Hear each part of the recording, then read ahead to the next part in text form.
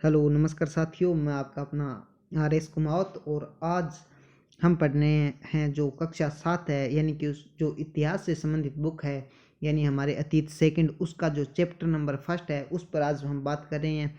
और चैप्टर का नाम है हजारों वर्षों के दौरान हुए परिवर्तन की पड़ताल। तो इसके हम सभी इंपॉर्टेंट प्रश्न उत्तर करेंगे, जितने भी प्रश्न उत्तर हैं प्रिय साथियों, जो कक्षा 7 की बुक से संबंधित हैं। तो देखिए इसका फर्स्ट प्रश्न कि अतीत में विदेशी किसे माना जाता था। क्या है कि पुराने समय में विदेशी किसे कहा जाता था।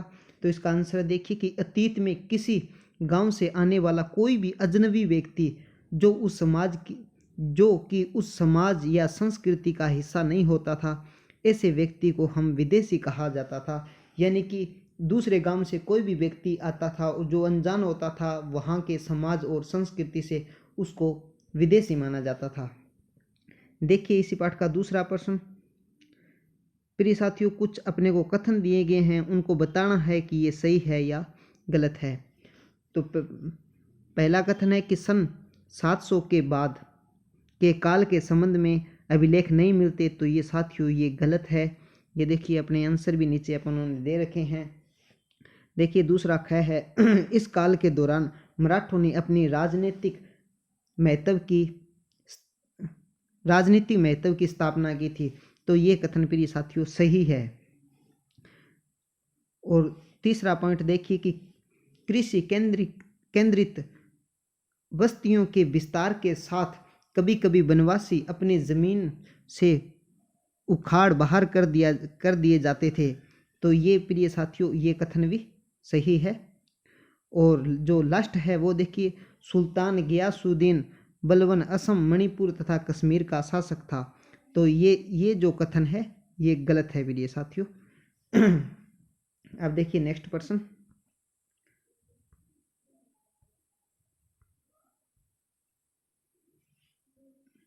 तो नेक्स्ट प्रश्न में अपने को क्या है कि जो रिक्त स्थान दिए गए हैं उनको भरना है। तो इसमें पहला है जो है अभिलेखागारों में खाली स्थान रखे जाते थे। तो अभिलेखागारों में क्या रखे जाते थे? दस्तावेज, पांडुलिपियां, कार्यालय कागजात ये रखे जाते थे। इसमें ख है जो है कि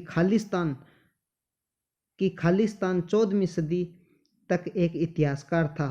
तो उत्तर है जियासुद्दीन बर्नी, ये इस खालिस्तान में आ जाएगा। अब देखिए डैश डैश करके कई खालिस्तान है, इसको हम क्रम से भरेंगे। कि पहले में है देखिए जो ये ग है, इसमें क्या भरना है? पहले आलू, मक्का, फिर मिर्च, फिर चाय, फिर और के बाद में लास्ट में भरेंगे कॉफ़ी। इसलिए इसी के साथ ये अपना पूरा कर लेंगे। आगे देखिए नेक्स्ट प्रश्न अपना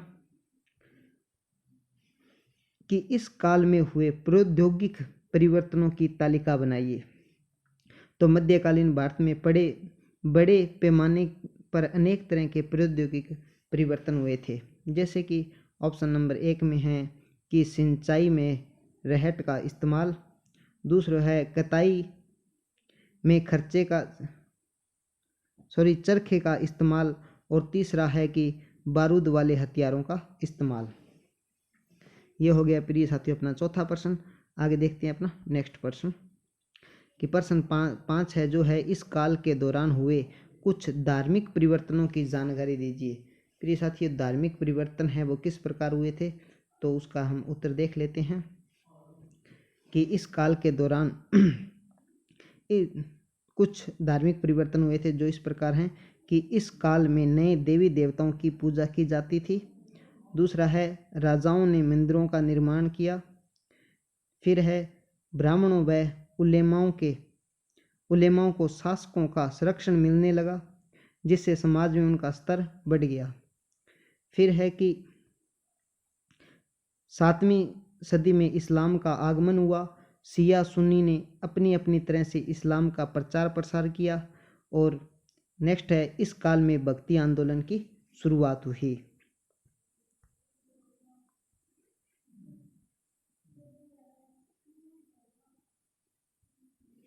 देखिए साथियों अपना नेक्स्ट प्रश्न कि पिछली कई शताब्दियों में हिंदुस्तान शब्द का अर्थ कैसे बदलता है या बदला है।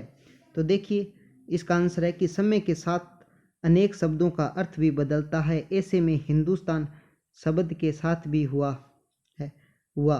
आज हम हिंदुस्तान शब्द से राजनीतिक, भौगोलिक, राष्ट्रीय अर्थ जोड़ते हैं। पिछले सदियों में नहीं जोड़ते थे। ऐसा पीछे की सदियों में नहीं होता था, आज होता है। देखिए फारसी इतिहासकार मिनहाज ए सिराज ने 13वीं सदी में हिंदुस्तान शब्द का प्रयोग दिल्ली के सुल्तान के अधिकार क्षेत्रों के लिए किया, जिसमें पंजाब, हरियाणा, गंगा यमुना के बीच के स्थित इलाके आते थे। 16वीं सदी के शुरुआत में बाबर ने हिंदुस्तान शब्द का प्रयोग इस उपमहाद्वीप के भूगोल, पशु पक्षियों और यहाँ के निवासियों की संस्कृति का वर्णन करने के लिए किया था। 16वीं शताब्दी में बाबर ने हिंदुस्तान शब्द का प्रयोग किया, तब उसका आशय यह कि भौगोलिक व्यवस्था से था। हिंदुस्तान शब्द का प्रयोग अमीर खुसरो ने हिंद शब्द से मिलता जुलता है, जिसका प्रयोग खुसरो ने 14वीं शताब्दी में किया था।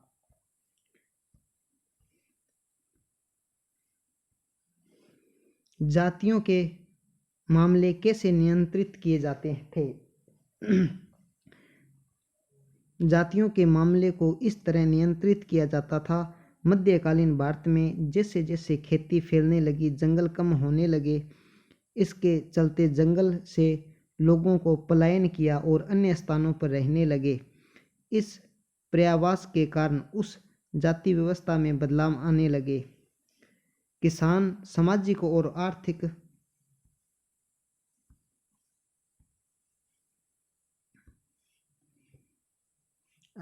तौर पर अनेक उपजातियों में बंट गए। इस नई जाति व्यवस्था में अनेक मतभेद भी उभरने लगे, जिसके समाधान के लिए गांवों में बड़े बुजुर्गों की अध्यक्षता में सभाओं या जाति पंचायतों का गठन किया गया। ये जातियों से जुड़े मामले निपटारा कराते थे। सभी जातियों के लिए कुछ नियम तय किए गए, जिनका उन्हें पालन करना होता था। प्रिय साथियों, जो ये नीचे लिखा हुआ है 15 ब्लॉक पेज आए समझे, तो यहाँ पर जो क्या है कि ये बुक है, उसका जो पेज नंबर 15 है ना, वहाँ पर ये 7वां प्रश्न हुआ, आपको प्रश्न लिखा हुआ मिलेगा। देखिए अपना नेक्स्ट प्रश्न कि सर्व क्षेत्रीय साम्राज्य से आप क्या समझते हैं? तो इसका उत्तर देखिए कि सर्व क्षेत्रीय साम्राज्य से तात्पर्य ऐसे विशाल समाज से है जो अनेक क्षेत्रीय राजाओं और साम्राज्य से मिलकर बना हो। सर्व क्षेत्रीय साम्राज्य में उन सभी छोटे छोटे साम्राज्यों की संस्कृति व सभ्यता झलकती है जो उसके अधिकार क्षेत्र में होते हैं, और जो भी सर्व क्षेत्रीय साम्राज्य तथा खिलजी, तुगलक व मुगल साम्राज्य कमजोर होने लगता है, तब क्षेत्रीय साम्राज्य फिर से अपने स्वतंत्र घोषित कर देते हैं। अपने को फिर से क्या है कि स्वतंत्र घोषित कर देते हैं। इस प्रकार सर्व क्षेत्रीय साम्राज्य तभी तक मजबूत रहता है जब तक शीर्ष पर बैठा शासक उस विशाल साम्राज्य को संभालने के लिए योग्य हो। देखिए नेक्स्ट प्रश्न कि पांडुलिपियों के प्रयोग में इतिहासकारों के सामने कौन कौन सी समस्या आती है? पांडुलिपि क्या होती है प्रिय साथियों? जो हाथ से लिखी जाती है वो पांडुलिपि होती है। पांडुलिपियां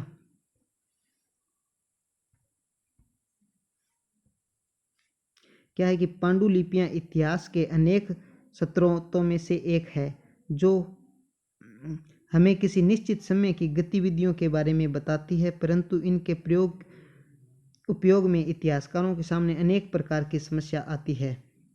जैसे कि इतिहासकारों को एक ही पांडुलिपि की अनेक प्रतियों को पढ़ना पड़ता है, क्योंकि सभी में काफ़ी अंतर होता है। दूसरा है, इस अंतर के कारण इतिहासकार यह नहीं बता पाते कि सबसे पहली पांडुलिपि कौन सी है। कुछ पांडुलिपियों की लिखाई भी लिखाई को पढ़ना भी काफ़ी मुश्किल होता है क्योंकि यह साफ तरह से लिखा नहीं होता। कहा था ना कि आपको पहले बताया कि ये हाथ से लिखी जाती है, इसलिए राइटिंग में क्या है कि किसी की राइटिंग को पढ़ने में थोड़ी अपने को दिक्कत महसूस होती है। आगे है कि कई बार पांडुलिपि लिखने वाले भी अपने मूल प्रति में बदलाव करते रहते हैं, जिसे इतिहासकार जल्दी से यह नहीं समझ पाते कि पहली प्रति कौन सी है और दूसरी कौन सी है।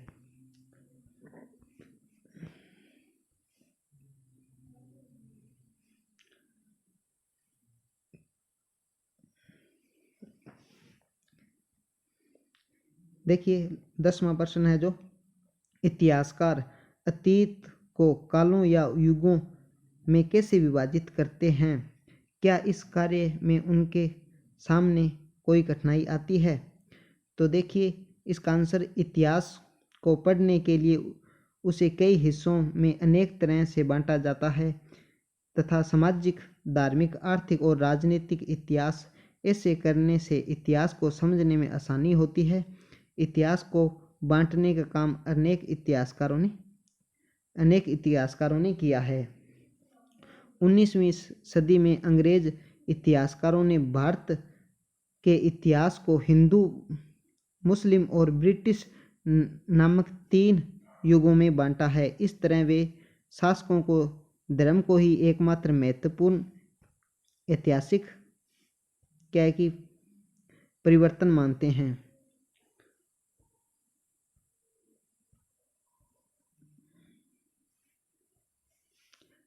अधिकतर इतिहासकार आर्थिक व सामाजिक कारणों के आधार पर अतीत को विभाजित करते हैं तथा प्राचीन भारत का इतिहास, मध्यकालीन भारत का इतिहास और आधुनिक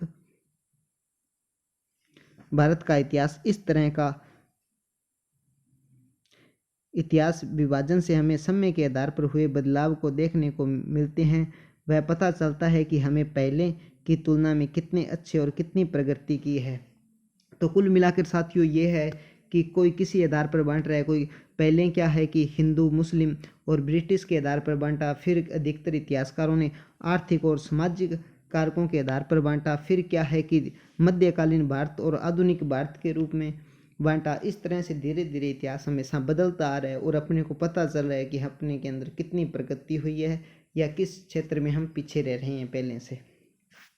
आगे देखिए कि इतिहास का विभाजन करने में इतिहासकारों को कुछ कठिनाइयों का सामना भी करना पड़ता है। जब इतिहास को राजनीतिक दृष्टि में बांटा जाता है तब उसे धार्मिक और सामाजिक दृष्टिकोण नहीं देखने को मिलता, और जब धार्मिक आधार पर बांटा जाता है तब ऐसा लगता है कि उसमें राजनीतिक इतिहास गायब हो गया।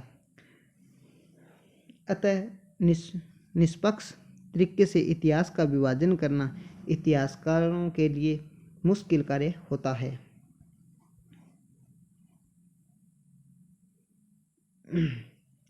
ये जो लास्ट के 2 प्रश्न है साथियों, ये छात्र स्वयं अपने विचार के हिसाब से करें। जैसे कि 11वां प्रश्न आपको पढ़कर बता देता हूँ कि अध्याय में दिए गए मानचित्र 1 तथा मानचित्र 2 की तुलना में उपमहाद्वीप के आज के मानचित्र से करें। तुलना करते हुए दोनों के बीच में समानताएं और असमानताएं मिलती है उनकी सूची बनाएं। यानी आप बुक उठाएंगे तब उसमें आप मानचित्र 1 व 2 देखो और ये अपना छात्र अपने हिसाब से कर लेना। आगे देखिए कि 12वां प्रश्न है जो पता लगाएं कि आपका गांव, शहर अभिलेख या रिकॉर्ड में कहाँ रखे जाते हैं। उन अभिलेखों को कौन तैयार करता है, क्या आपके पास कोई अभिलेखागार है, उसकी देखभाल कौन करता है, वहाँ किस तरह के दस्तावेज संग्रहित है, उनका प्रयोग कौन लोग करते हैं। तो ये आप देखिए अपने हिसाब से छात्र स्वयं करें। तो जय हिंद, जय भारत साथियों। मैं आपका अपना RS कुमावत और इसी तरह से आपके लिए प्रश्न लाता रहूँगा। अगर आप हमारे चैनल पर अभी नए हैं तो हमारे चैनल को लाइक एवं सब्सक्राइब जरूर करें प्लीज़, और ज़्यादा से ज़्यादा इस वीडियो को शेयर करें ताकि सभी लोग इसी का फ़ायदा ले सकें। और आप अगर इसी प्रकार की अगर कक्षा की किताबें पढ़ना चाहते हैं जैसे 6ठी, 7वीं, 8वीं, तो हमारे चैनल को आप लाइक और सब्सक्राइब जरूर कर लीजिए। जय हिंद, जय भारत।